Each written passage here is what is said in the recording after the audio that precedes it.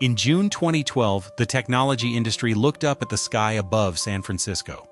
A skydiver leapt from a Zeppelin, broadcasting live video directly to a prism floating just above his right eye. This was Google Glass. At $1,500 for a prototype, it was not just a piece of hardware. It was a promise that the era of looking down at smartphones was over. The future of American computing was going to be hands-free, ambient, and worn on the face. But that future did not arrive. By January 2015, less than 3 years after that historic jump, the Consumer Explorer program was quietly shut down. The device was pulled from the market. A platform designed to redefine human interaction had instead become an expensive paperweight locked away in American desk drawers. The paradox of Google Glass is that it did not fail because the technology was impossible. It failed because of what happens when Silicon Valley assumes society is ready to be a public laboratory. To understand how a revolutionary optical device vanished from the streets, one must look at where the vision was born, inside a top-secret facility in Mountain View. Every week, we tell the stories of American devices, platforms, software, stores, and screens that once taught the country what the future felt like and what happened when the market moved on. Subscribe if that history matters to you. The story begins not with nostalgia, but with a specific place in Mountain View, California in 2011. In the early years of the 2010s, the American technology market was undergoing a total physical transformation. The smartphone had won. High-speed 4G cellular networks were rapidly coming online across the country, and the app ecosystem had turned the mobile phone into a portal for nearly every human need. But this victory came with a physical consequence. At bus stops in Chicago, in coffee shops in Seattle, at family dinner tables in Ohio, and on the sidewalks of New York City, the American posture had fundamentally changed. Heads were tilted downward. Eyes were locked onto glass rectangles. The physical world was increasingly being ignored in favor of the digital one. The smartphone had successfully connected the country, but it had also placed a wall between the user and their immediate environment. Inside a secretive research laboratory in Mountain View, California, known as Google X, this behavioral shift was viewed not as a permanent victory, but as a temporary trap. In 2011, a specialized team of engineers and designers, guided by Astro Teller and Google co-founder Sergey Brin, began working on a project designed to break the smartphone's hold on human attention. They wanted to create a post-smartphone interface. The concept driving this laboratory was ambient computing, technology that exists quietly in the background of everyday life, providing information instantly when needed, but remaining entirely out of the way when it is not. To achieve this, the screen had to be moved. It could no longer live in a pocket or a purse, demanding that a user pull it out, unlock it, and look down. It had to be placed directly in the human line of sight. The early prototypes developed in Mountain View were far from elegant. The problem of building a wearable computer was severely constrained by the basic laws of physics, specifically regarding battery chemistry and processor heat. Available records indicate that the very first functioning units of what would become Google Glass were heavy, cumbersome affairs.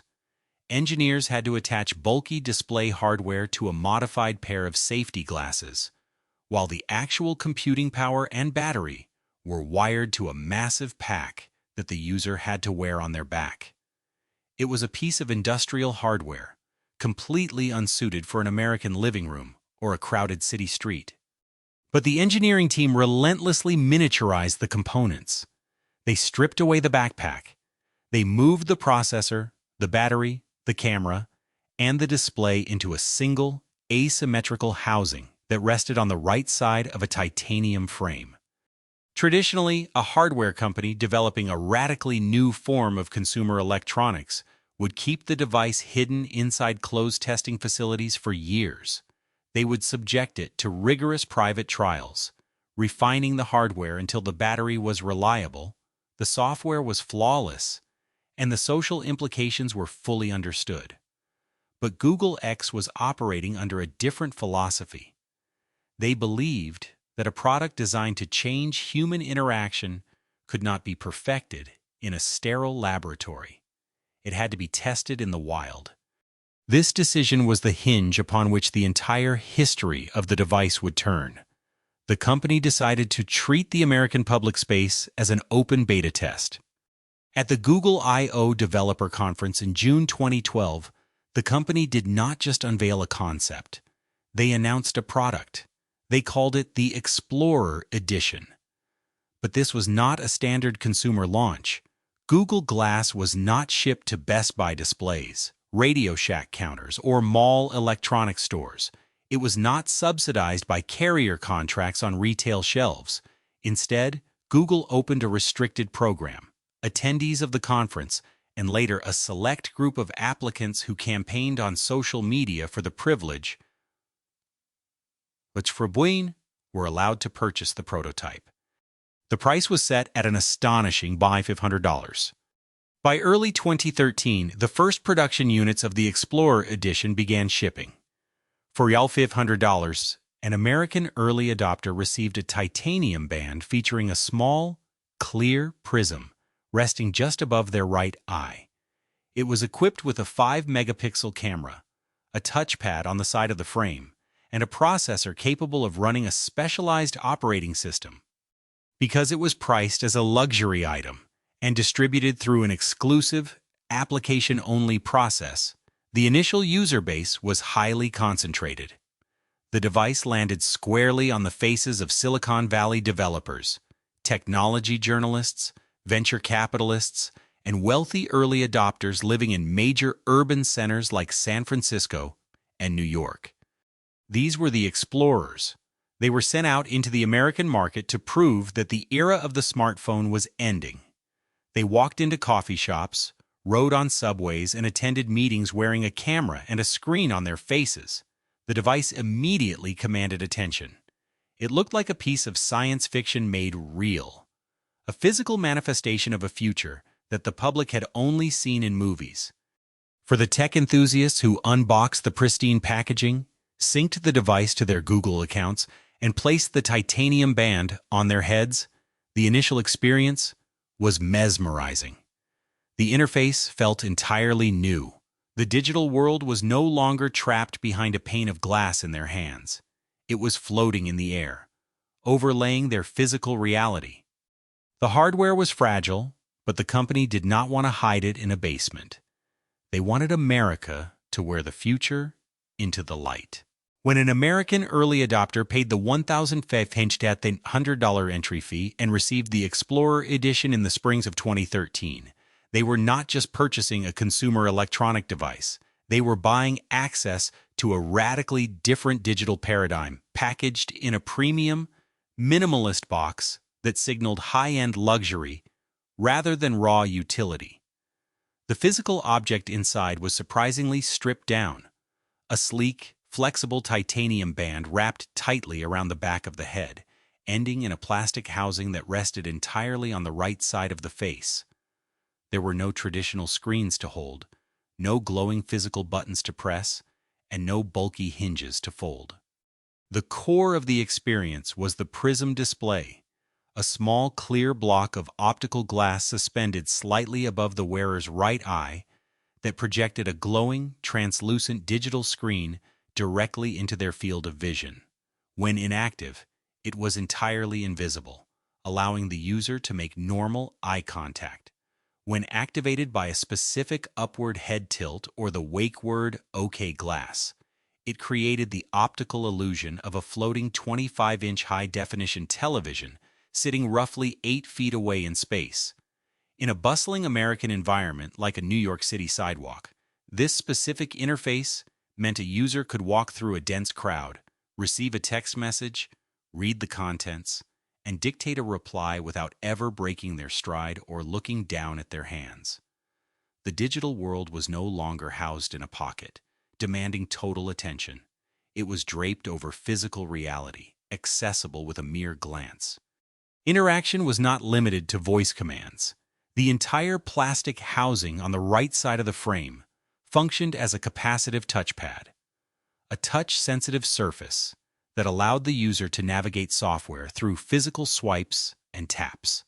An executive sitting in a Silicon Valley startup office could swipe forward on the side of their glasses to scroll through a timeline of incoming emails, swipe backward to check the weather, or swipe down to instantly put the device to sleep. To maintain the illusion of seamless ambient integration, the device could not rely on traditional earbuds, which would block out the physical world and isolate the wearer. Instead, it used a bone conduction speaker, an audio component that transmits sound vibrations directly through the skull to the inner ear, bypassing the eardrum entirely. In a noisy public space, such as a crowded Chicago subway car or a busy airport terminal, this allowed the wearer to hear a notification ping, a phone call, or a turn-by-turn navigation prompt as if it were a voice inside their own head, while still perfectly hearing the ambient noise of the train doors closing or the boarding announcements. Powering this entirely new experience was a specialized Texas Instruments OMAP processor, the main microchip that performs calculations and executes software instructions, housed directly behind the ear. This processor ran Glass OS, a custom operating system, the core software that manages the hardware and provides the timeline-based user interface. But placing a smartphone-grade processor directly against the human skull introduced immediate physical boundaries. The processor required significant power, and processing power generated friction. The device was equipped with a 5-megapixel camera, which lacked a traditional viewfinder because the user's own field of vision served as the frame. When a user tapped the side of the device to record a high-definition video, the plastic housing pressing against their right temple would rapidly grow hot. A warning indicator would occasionally flash across the prism, demanding the user let the device cool down. It was a visceral, physical reminder that the hardware was constantly fighting the limits of thermal dynamics. Furthermore, the tiny battery housed behind the ear was severely constrained by its size. While Google advertised a full day of typical use, the reality of recording video, taking continuous photos, or using active GPS navigation would drain the battery from full to completely dead in roughly 45 minutes.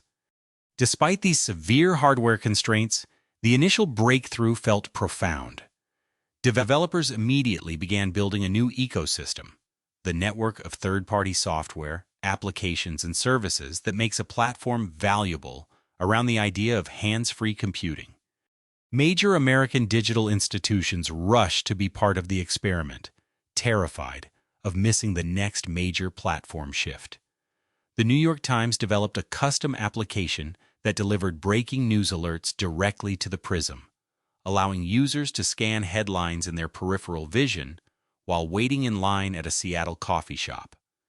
Twitter integrated a service that allowed users to post brief updates and photos using only voice commands, bypassing the phone entirely. Evernote adapted its note-taking software for rapid, hands-free voice dictation during corporate board meetings. Even social networks like Path built custom interfaces for the timeline. The breakthrough extended far beyond software developers.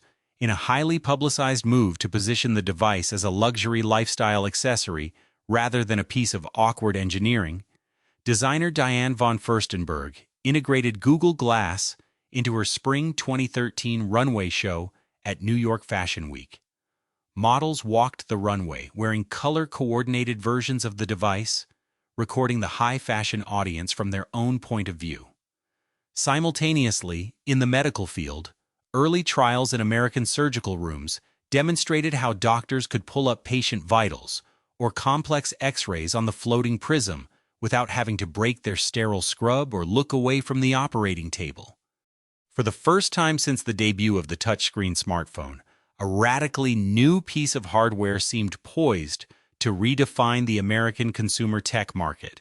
The severe limitations of battery life and processor heat were largely dismissed by early adopters as temporary engineering hurdles. that would inevitably be smoothed out in future iterations. The core thesis, that society was finally ready to move the screen from the hand to the face, appeared to be validated by the sheer enthusiasm of the tech press and the developer community. Despite the physical limits, for a brief window, the tech industry was convinced that the smartphone era was already over. By the end of 2012 and throughout 2013, Google Glass was no longer just an experimental hardware project confined to the laboratories of Mountain View. It had rapidly become the most famous, most coveted, and most debated piece of technology in America. The strategy of treating the public space as a testing ground appeared to be an overwhelming success. The device had not yet reached a Best Buy display, a carrier store shelf, or a mall kiosk. But in the realm of cultural gravity, it was already behaving like a dominant computing platform. The media validation was immediate and breathless. In November 2012, Time magazine officially named Google Glass one of the best inventions of the year, placing the wearable computer alongside the Curiosity rover that had just landed on Mars. For an American public that had spent the previous 5 years watching the smartphone become a mundane, everyday appliance, the floating prism felt like a sudden leap into a science fiction future. The device promised to elevate the user out of their screens and put their eyes back into the physical world. But a hardware platform cannot survive on engineering praise alone. It requires cultural desire. The leadership at Google X understood that wearing a computer on the face was inherently unnatural for the average consumer. To counter this friction, they executed a deliberate campaign to position the Explorer Edition not as a piece of awkward tech hardware, but as an exclusive luxury accessory. In September 2012, the device made a highly orchestrated debut at New York Fashion Week. During designer Diane von Furstenberg's spring 2013 runway show at the Lincoln Center, fashion models, makeup artists, and von Furstenberg herself wore color-coordinated versions of the titanium band. The models recorded high-definition video from their own point of view as they walked the runway, streaming the perspective of high fashion directly through the prism. It was a massive cultural signal. The intersection of American high fashion and Silicon Valley engineering was supposed to prove that the wearable computer was not just for programmers in dark server rooms, it was for the elite, the stylish, and the mainstream. This luxury positioning was cemented a year later in September 2013, when Vogue magazine published a sprawling 12-page editorial spread featuring models wearing the device in futuristic landscapes. Because the Explorer Edition was restricted by an application process and a strict $1,500 price tag, it bypassed traditional tech retail entirely. You could not buy it in a software aisle or order it from a standard catalog. This artificial scarcity turned the device into the ultimate Silicon Valley status symbol. In the coffee shops of Palo Alto, the startup offices of San Francisco, and the venture capital boardrooms of Menlo Park, wearing the titanium frame was a physical declaration of arriving early to the next computing revolution. The network effects, the pattern where a platform becomes more valuable as more people and services use it, seemed completely inevitable. Developers, terrified of missing the next iPhone, rushed to build applications for the Glass OS. In an American startup ecosystem fueled by venture capital, companies diverted massive resources to figure out how their services would look on a floating prism. The hardware limitations, the rapid battery drain, the Texas Instruments processor burning against the temple, were actively ignored or written off by these early adopters as the temporary cost of doing business in the future. In the American technology sector, there is a deep-seated belief that early prototypes are always flawed, and that improved manufacturing will eventually solve all physical constraints. The overheating did not matter because the cultural momentum was deafening. The media covered every software update, every new application, and every celebrity spotted wearing the device. By late 2013, it was entirely normal to turn on late-night television and see major American hosts or guests discussing the device. It was spoofed on Saturday Night Live, debated on morning talk shows, and analyzed in every major newspaper. It had achieved a level of household recognition that most hardware companies spend billions of dollars trying to secure. Google had successfully convinced the tech industry, the fashion world, and the media that the ambient future had arrived. But as the device moved further away from the runway and deeper into everyday American life, the very visibility that made it a status symbol was about to trigger an unprecedented social collapse. Beyond the exclusive fashion shows in New York and the affluent tech bubbles of California, the Explorer edition began to prove its utility in high-stakes American environments. The tech industry desperately needed to show that the $1,500 titanium frame was not just an expensive toy for venture capitalists, but a fundamental evolution of human labor. By late 2013, Google Glass was making its way into some of the most critical and demanding workspaces in the country. In the medical field, the device promised to solve a deeply physical problem. Inside the emergency rooms at Beth Israel Deaconess Medical Center in Boston, doctors were often forced to break away from trauma patients to log into a desktop computer and search for medical records. With Glass OS integrated into hospital networks, an American surgeon could walk into an operating room, scrub in, and use voice commands to pull up a patient's vital signs, allergies, and real-time X-rays directly onto the floating prism. They could consult with specialists miles away, streaming a high-definition first-person view of the surgical field without ever breaking physical contact with the patient. The hardware's fragility did not matter here. The hands-free interface was saving critical seconds. This industrial momentum spread rapidly. In the aviation sector, customer service agents at major American airports like Newark Liberty International and JFK began testing the device to process boarding passes and translate foreign languages on the fly. Police departments launched exploratory programs to see if the facial-mounted camera could serve as a seamless patrol tool, matching license plates or suspect descriptions against databases in real time.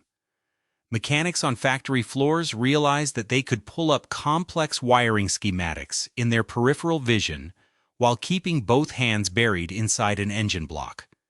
For an American tech industry that had just spent a decade teaching the country to look down at their screens, the right wearable device did not merely run software. It decided who could remain present in the physical world, who could work with their hands while connected to the cloud, and who ultimately controlled the boundaries of human attention. By the dawn of 2014, the illusion of inevitable mass adoption was complete. The company had convinced itself that the American public would accept a camera on the face just as easily as they had accepted a camera in the pocket. Technology journalists confidently predicted that within a few years, millions of Americans would be walking through Golden Gate Park, waiting for the subway in Chicago, and sitting in living rooms across the Midwest, wearing an ambient interface. The narrative was set. The smartphone was a stepping stone, and the wearable prism was the true destination. But a hardware platform cannot survive on corporate optimism alone. It has to survive the unpredictable, messy reality of American public spaces.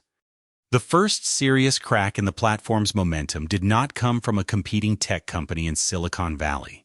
It came from a dive bar in the Pacific Northwest. In March 2013, the 5 Point Cafe, a notoriously gritty, old-school diner and bar in Seattle, made an announcement. Located in a city that was rapidly being transformed by the wealth of Amazon and Microsoft, the bar represented a working-class sanctuary. Weeks before Google even shipped the first production units of the Explorer edition to the public, the management of the 5 Point Cafe posted a strict new policy on social media, which they later printed and taped to their front door. It was simple. Google Glass was permanently banned inside the establishment.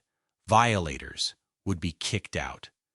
The ban was partly a joke, but it tapped into a massive, unspoken anxiety brewing across the country.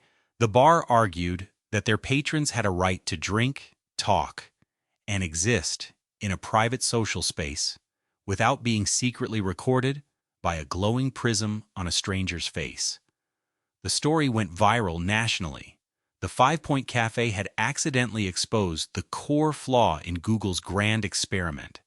The engineers had optimized the hardware for the person wearing the device, but they had completely ignored the psychological impact on the person standing in front of it. The device had not even shipped to consumers, yet a quiet, unprecedented cultural resistance had already begun to mobilize. The preemptive ban at the 5 Point Cafe in Seattle was initially dismissed by the technology press as a localized publicity stunt by a gritty dive bar. In the affluent startup offices of Silicon Valley, the resistance was viewed as temporary friction, the natural consequence of introducing a revolutionary interface to an American public that simply did not understand the future yet. But the diner in the Pacific Northwest was not an anomaly. It was the first small crack in what would become a massive, systemic social rejection. The core tension of the Explorer edition was not rooted in the software. It was rooted in the physical reality of the hardware. The American public had spent the previous 10 years adjusting to the presence of smartphones, but the smartphone was fundamentally predictable. An American user pulling a phone out of their pocket, unlocking the screen, and raising the camera to take a photograph requires a deliberate, telegraphed physical motion. The people standing around them understand exactly what is happening. The wearable prism removed this physical warning system entirely.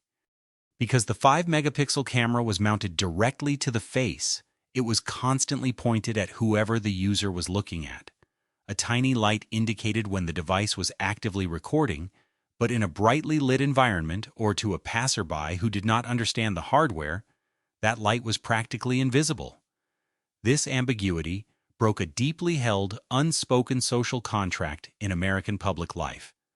People standing in line at a Chicago grocery store, sitting on a New York subway car, or eating at a family restaurant did not know if they were being secretly recorded by the person standing next to them.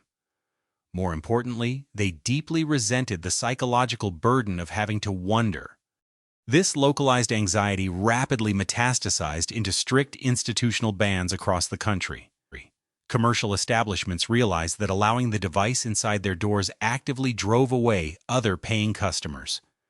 In Las Vegas, the Nevada Gaming Control Board and major casino operators like Caesars Entertainment and MGM Resorts moved swiftly. The casino floor is an environment built on total surveillance by the house and absolute privacy for the players. An unregulated wearable camera capable of recording proprietary table games or identifying high-stakes gamblers was a catastrophic security risk. Security guards were instructed to stop anyone wearing the titanium frame and demand they remove the device before stepping near a slot machine or a blackjack table. Almost simultaneously, the American cinema industry reacted. The Motion Picture Association of America, alongside massive theater chains like AMC and Regal Cinemas, updated their corporate policies to explicitly ban wearable technology. An early adopter could not sit down in a dark movie theater in Ohio without an usher confronting them, driven by the corporate fear that the device could be used to quietly pirate films. The resistance then spilled out of private businesses and onto American highways. In October 2013, a California woman was pulled over in San Diego and issued a traffic citation for driving while wearing the device. The highway patrol officer cited an existing statute against driving with a visible television or video monitor. While the ticket was ultimately dismissed in court because the state could not prove the device was actively turned on at the time, the incident triggered a national legislative panic. State legislatures from Illinois to New York began drafting preemptive bills to explicitly ban driving with a wearable computer, framing the device as the ultimate form of distracted driving. Google Glass was rapidly being legislated and banned out of the American public square. But the most damaging blow to the platform did not come from casinos, theater chains, or state police. It came from the culture itself. By early 2014, the American public had coined a specific, highly aggressive pejorative for anyone wearing the device: the glass hole. The term exploded across social media, late-night television, and daily conversation. It was a potent, devastating cultural label because it was not just about privacy. It was a critique of class and arrogance. At $1,500, the device was inherently exclusive. Wearing it into a working-class neighborhood, a public park, or a local diner was increasingly viewed as a hostile act, a declaration that the wearer's desire to constantly access their digital timeline was more important than the basic comfort of the human beings standing in front of them. This cultural friction eventually escalated into physical hostility. In February 2014, a tech writer wearing the device entered Molotov's, a notoriously rough dive bar in the Lower Haight neighborhood of San Francisco, an area already boiling with tension over tech-driven gentrification. Patrons immediately grew hostile, demanding she remove the camera. A physical altercation broke out, and the device was ripped directly off her face. The incident made national headlines, serving as a grim warning to early adopters across the country. Wearing the device was no longer just a fashion faux pas. It was an invitation for public confrontation. The social displacement was absolute. The American public had violently rejected the hardware, transforming a promised luxury status symbol into a badge of public shame. But for a technology platform, cultural hostility is only a symptom. The terminal disease sets in when the digital ecosystem decides the hardware is no longer worth saving. The cultural hostility in the dive bars of San Francisco and the casinos of Las Vegas was merely the most visible symptom of the platform's failure. For a technology platform, public rejection is dangerous, but an ecosystem collapse is fatal. By the middle of 2014, Force 3, network effects, ecosystems, and developer support began to actively tear the Explorer Edition apart. A computing platform cannot survive on novelty. It requires a daily, unbreakable user habit. But the physical friction of being a Google Glass Explorer was simply too high. An American early adopter living in a Chicago apartment soon realized the exhausting reality of the hardware. Every night, they had to charge their smartphone, their laptop, and their titanium glasses. Every morning, they had to place the processor against their temple, knowing it would likely overheat and die within an hour of heavy use. And every time they stepped onto a city sidewalk, they had to brace themselves for the stares, the questions, and the hostility of strangers. Eventually, the friction outweighed the magic. Users quietly began taking the frames off. They put the device back into its premium packaging, placed it in a desk drawer, and simply pulled their smartphones back out of their pockets. The smartphone was a highly evolved, socially acceptable piece of hardware. The wearable prism was a social burden. As the daily user habit broke, the developers, the lifeblood of any modern computing platform, realized they were building software for an empty room. Network effects dictate that a platform becomes more valuable as more people use it. But the inverse is also true. When users leave, the developers follow them out the door. Silicon Valley startups that had raised venture capital specifically to build ambient applications for the Glass OS suddenly found themselves with no path to profitability. The promised consumer wave was clearly never going to arrive. In late 2014, a devastating signal rippled through the American tech industry. Twitter quietly removed its application from Google Glass.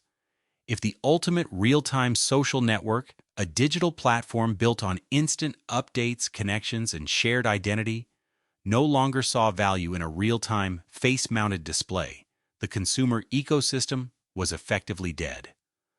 Other major software developers silently halted their updates, focusing their engineering talent on the booming smartphone app stores instead.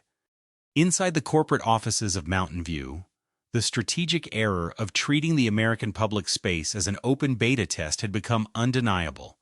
The original leadership at Google X had pushed the prototype into the light, hoping to spark a cultural revolution before the hardware was truly ready. But the backlash forced a massive internal pivot. In a desperate bid to salvage the technology, Google handed control of the project to Tony Fadell, the legendary American hardware executive who had previously overseen the creation of the iPod at Apple and founded the smart home company Nest. Fadell belonged to a different school of engineering. He fundamentally believed that consumer technology must be perfected in secret, tested rigorously behind closed doors, and released only when it is a polished, frictionless product. His assessment of the Explorer Edition was uncompromising. The device was an experimental prototype, not a finished consumer product, and it had no business being sold to the general public. In January 2015, the inevitable corporate decision was handed down. Google officially shut down the Explorer program. They ceased all public sales of the $1,500 titanium frames. The massive, ambitious push to move the American computing screen from the hand to the face was abruptly canceled. But the hardware did not completely vanish overnight. In an attempt to extract value from the billions of dollars spent on research and development, the company executed a hard pivot away from consumer retail. They removed the device from the unpredictable, socially complex American street and placed it directly into highly controlled utilitarian industrial environments. Google Glass was rebranded as the Enterprise Edition. On the massive manufacturing floors of American companies like Boeing in Washington State, American Kier or American Marini, or in agricultural logistics centers across the Midwest, the wearable camera was no longer perceived as a creepy privacy threat. In a factory, workers do not care about fashion or social friction, they care about efficiency. A mechanic wiring an airplane engine could use the prism to view complex technical schematics while keeping both hands on their tools. The device briefly found a quiet, highly profitable second life as a piece of specialized industrial equipment. Yet, even this industrial survival was temporary. Over the next several years, the broader market for enterprise augmented reality shifted toward far more robust, specialized, and capable hardware from competing tech giants. The tiny prism and the aging processor architecture could no longer keep pace. In March 2023, Alphabet, the parent company of Google, announced the total end of support for the Enterprise Edition.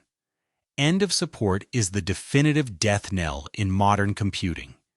It is the point when a company officially stops providing software updates, security fixes, or any technical assistance for a product. The servers were eventually cut off. The ecosystem was permanently dismantled. The original ambient vision was completely extinguished. The hardware overheated. The battery drained. The public rebelled. The developers left. The updates stopped. The program closed. The servers went dark. The ambient future was delayed, leaving thousands of expensive glass prisms inert across American desks. When the final servers for the Enterprise Edition went dark in March 2023, the Google Glass platform officially ceased to exist as a functional piece of American technology. The operating system could no longer communicate with the cloud. The companion applications had long since vanished from smartphone app stores. Without an ecosystem to support it, the expensive titanium frame was reduced to its most basic, offline physical components. Today, the surviving units of the Explorer Edition have migrated into the American preservation ecosystem. They occasionally surface in the glass display cases of vintage technology shops, on eBay collector listings, or in the deep storage archives of institutions like the Computer History Museum in Mountain View. For the enthusiast community, the network of hardware hackers, preservationists, and tech historians who attempt to keep abandoned platforms alive, the device is a fascinating artifact. Some users have managed to flash custom software onto the aging Texas Instruments processor, bypassing the dead Google servers, just to keep the camera and basic Bluetooth functions operational. But this is not nostalgia. A scratched Google Glass Explorer edition sitting in an American desk drawer is not merely a forgotten novelty. It is a physical monument to the exact moment when the technology industry discovered the hard boundary of human privacy. It still matters today because it served as the painful, necessary blueprint for the entire modern era of spatial computing, technology that blends digital content with the physical environment. Every major American tech empire attempting to build wearable computers today is actively designing their hardware in direct response to the failure of Google Glass. When Meta partnered with Ray-Ban to release their own camera-equipped smart glasses, they did not design a futuristic, asymmetric titanium frame that screamed for attention. They disguised the technology completely, building the cameras into standard, traditional sunglass frames. More importantly, they hardwired a bright LED recording light directly to the battery circuit. If a user attempts to put tape over the light to record secretly, the camera physically refuses to power on. This unhackable privacy indicator is a direct, systemic reaction to the trauma of the glass hole era. Similarly, when Apple introduced the Vision Pro headset a decade later, they explicitly avoided the American street. They designed a heavy, isolated computing environment, meant to be used while sitting on a couch in an American living room or working at a private office desk. The tech industry learned that you cannot place a camera on a user's face and expect society to simply adapt. The surprise footnote of the Google Glass story is that the core philosophy driving the project, ambient computing, did not actually die. The desire for a digital interface that exists seamlessly in the background of everyday life survived. But it was forced to change its physical form. Instead of living on the face, the ambient future moved into the American living room in the form of smart speakers like the Amazon Echo. The technology industry realized that users were perfectly willing to use hands-free voice commands to check the weather, read messages, or set timers, as long as the device sat quietly on a kitchen counter and did not point a camera at a stranger in a coffee shop. The fall of Google Glass was not a failure of optical engineering, nor was it a failure of software design. It was a failure to understand that a computing platform does not exist in a vacuum. It exists in the messy, unpredictable, highly defensive reality of human society. Silicon Valley had spent a decade dictating how the American public should interact with screens. They assumed they possessed the cultural authority to move that screen from the palm of the hand to the center of the face. But a device cannot survive merely because the engineering is brilliant. It must survive the retail shelf, the developer ecosystem, and most importantly, the unspoken social contract of the people who have to live around it. Google built a machine for the future, but they forgot to ask if anyone actually wanted to live there. Somewhere in an American suburb, a pristine white box sits on a folding table at a weekend estate sale. Inside rests a titanium band with a tiny dead battery and a small clear prism. The glass is scratched, the processor is silent, and the screen is permanently dark, a static, physical reminder of a future that arrived too early, and the society that refused to wear it. Every week we tell the stories of American devices, platforms, software, stores, and screens that once taught the country what the future felt like and what happened when the market moved on. See you in the next one.